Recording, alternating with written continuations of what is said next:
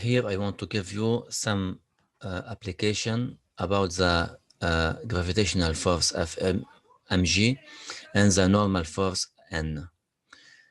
It's important to draw mg, the components of each one, mgx, mgy, and n. You know n has only one component in the y direction. Let's first of all a simple example. Let's say here we have the motion with an object here. Okay, this object moves in the positive x direction, let's say in this direction. You know that v, it's very important, v has the direction of motion. Okay, it's important. Okay, it's in the direction of ox. I mean, if you want to draw ox here, ox must be directed with v. It's like this. Okay, if v is up, you must have ox up. Down, ox must be down. Okay, so here we have ox, and we draw y like this. So we have y and x. Now let's say we have mg applied on the weight of the object is mg, comes from the center of the object vertically. We have mg, and this is the action of the object on the plane, and the reaction of the plane on the object is n. Okay, and let's say here we have a force applied on the object. This F has an angle theta with the x-axis. Okay, here we have mg, here we have n and F. I want to draw the components of each one. F has fx and fy. We can say here we have f1, so f1x, and here we have f1y. The angle here is theta f1, is the angle concerning f1. If you want to draw the equation, we can say summation of f equal, we have mg, we have n, and we have f1. We can say we have f1x and f1y. f1x plus f1y equal ma. You know here a has two components. We have ax and ay. Before, it's important to know the direction of a. Let's take the case where the speed increases. Okay, when the speed increases, so the velocity v and the acceleration have same direction. Okay, in this case, you know that this is the direction of v, so a must have the same direction. Here we have a. If the speed decreases, a must take the opposite direction. Okay, now we continue writing the equation, we can write mg as magnitude, and mg is in the negative direction, minus j. N is in the positive direction. We can write its magnitude j, plus we have f1x in the positive direction, f1xi, and j also in the f1y plus j. We have mg and f1x, f1y equal ax. We have here ax. A has only x component. We don't have y component.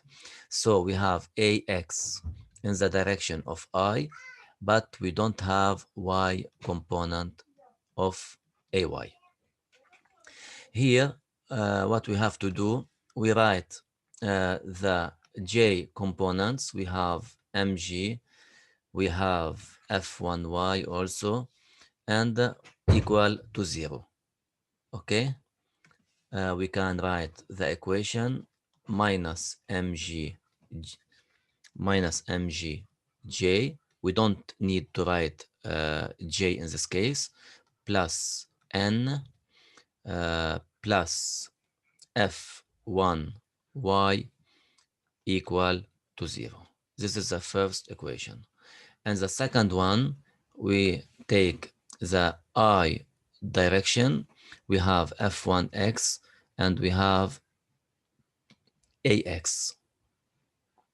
So we can write here, we have f1x equal max. These two equations, the first one, this one, and the second here, it's important to have these equations to calculate, for example, ax or f1y. You know here, let's take f1y. f1y, if we choose this triangle, okay, f1y is opposite to the angle.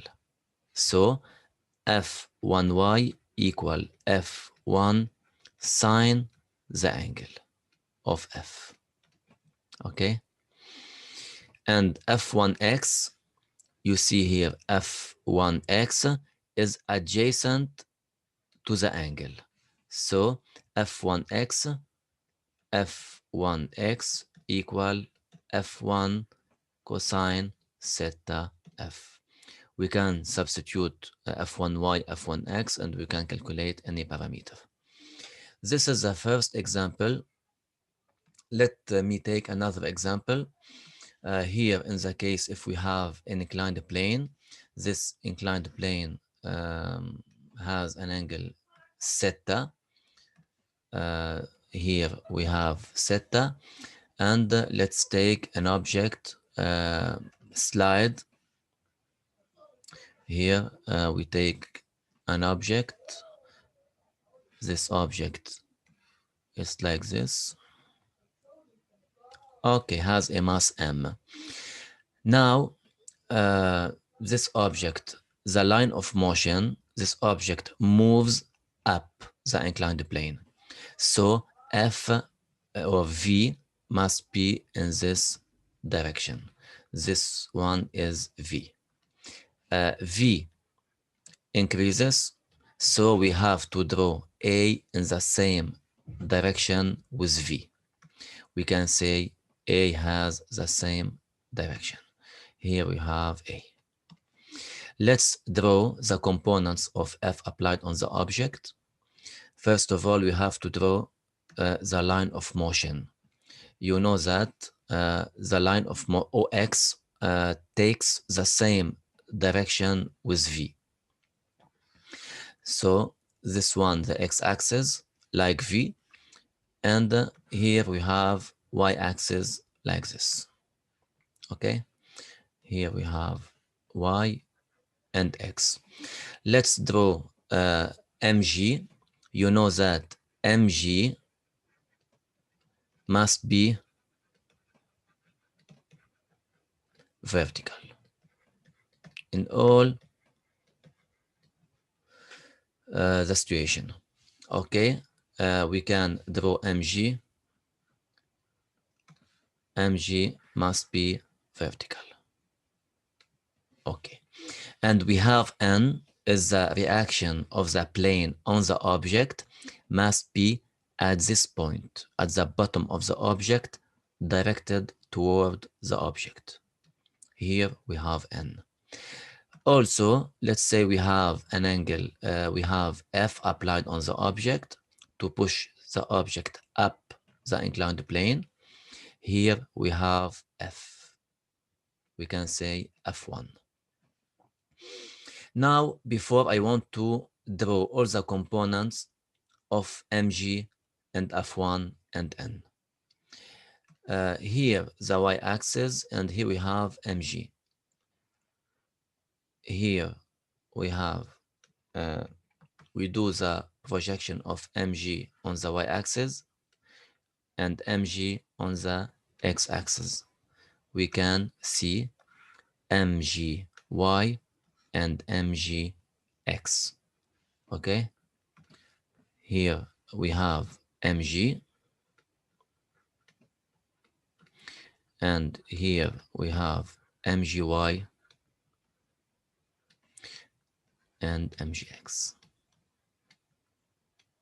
Okay, about F1, also F1x and F1y. F1x has the same direction as x. Here we have F1x and F1y. Don't forget that the angle here is equal to the angle of F1. Okay, and we have F1x and F1y. Listen, it's very important to draw the components, because if you cannot draw the components, everything after will be wrong. You have to know the direction of mgy, it's up or down, mgx, it's to the left or to the right, minus I or plus I. You have to know f1x in which direction, f in the I direction or minus I, and so on. Now let's apply Newton's second law. You know that summation of F equal ma. Now I want to write directly in terms of the components. Okay, yani we can write mg equal mgx, so we have here mgx plus mgy. F1 has f1x plus f1y, and n has only one component. I think it's all equal m, and here we have ax plus ay. After this, I want to write these parameters, this mgx, mgy, f1x, f1y, and so on, in terms of I and j. You know that I is in the direction of the positive I, and here we have j. Okay, so mgx, in this case, mgx, it's in the left, so in the minus I. You have to write its magnitude. Here we have mgx in the minus I direction. mgy, here we have mgy, it's in the negative direction, down. So we can write equal minus mgy. We have the magnitude mgy times minus j. Okay, f1x in the positive direction, we can write plus f1xi, and also we have f1y is in the positive direction, we can write f1yj equal m ax, where we have a here. So has only one component, the x component. We don't have y component. Okay? We don't have y component.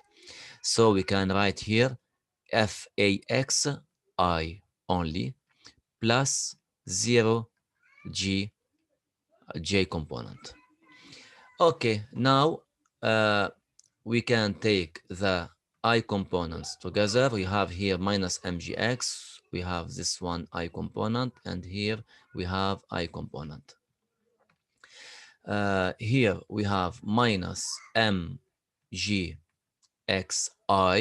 we don't need to write I, plus f1 xi equal to the right hand side we have max. This is the first equation. Okay, you know that here we want to write the value of mgx and the value of f1x. Okay, now we take the y component, the j components. We have this one, we have this one, and this one. We write the equation here minus mgy plus f1y equal to 0. Okay, these are two equations in order to calculate the parameter. Let's write here the value of each one. It's very, very important to write the values of mgx and mgy. You have to know which one, what is the value of mgx and mgy. Here, mgx, which triangle we want to choose. Let's say here we have mgx, so we can choose this triangle or just this triangle. Let's say here we have this triangle. Okay, this triangle. In this triangle, we have here the angle alpha. Okay, so as you know here, mgx, you know that this one is mgx and has the same magnitude like this one, mgx. So we can say here this one is mgx and this one is mgy. Mgy is adjacent to the angle and mgx is opposite to the angle. So mgx must be calculated by sine and mgy, the adjacent one, must be calculated by cosine. Mgx is equal to mg sine the angle alpha and mgy equal mg cosine the angle because it's adjacent. Okay, and f1x, let's take this triangle, this one. So here f1x is adjacent, so it's cosine, and f1y is opposite, so it is sine. F1x equal f1 cosine the angle concerning f1, and f1y is equal to f sine the angle of f1. It's very important now. Just I want to show is a very important point. How I have to show that the angle alpha is equal to the angle theta of the inclined plane. Be careful. In all the cases, the angle alpha is equal to the angle of the inclined plane theta. I will prove this result, but you can write mg, let's say here, this equation. You can write in all the cases that mgx is equal to mg cosine theta. Be careful, theta, the angle of the inclined plane. And you can write mgy is equal to mg cosine theta. It's important, this point. So, and you know that theta is the angle is the angle of the inclined plane. Okay. Theta of the inclined plane. You can use mgx equal mg sine theta. You can use mgy equal mg cosine theta without calculation. Now let me show the proof of this result. Okay. Show that alpha equal to theta. Okay. Of the inclined plane. Let's take here this triangle in the black color. This we have the projection on the x-axis, and here we have this triangle. Okay. Theta, and here let's say like this. Here we have alpha. Okay, alpha, and here we have beta. The opposite angle is equal to beta, and this one is 90, and this one is 90. Here we have two triangles. Let's say the green triangle. Here we have the green like this, the green one, and the black one. Okay, here in the black one. In the green triangle, we have theta plus beta equal to 90 degree, because theta plus beta plus 90 equal 180. So theta plus beta equal 90. Okay. Now I take the small triangle now, this one. The small triangle, this one. Okay. In this small triangle, we can say alpha plus beta equal to 90. You see well, alpha plus beta plus 90 equal 180. So alpha plus beta equal 90. Here we have theta plus beta equal 90. Alpha plus beta equal 90. So theta equal to alpha. Okay. If you want to subtract these two equations, theta plus beta minus alpha minus beta equal to 90 minus 90. So beta and beta, theta minus alpha equal to O. So theta equal to alpha. It's important. So theta equal to alpha.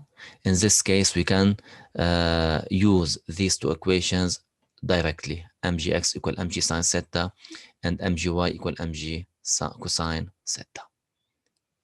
Thank you.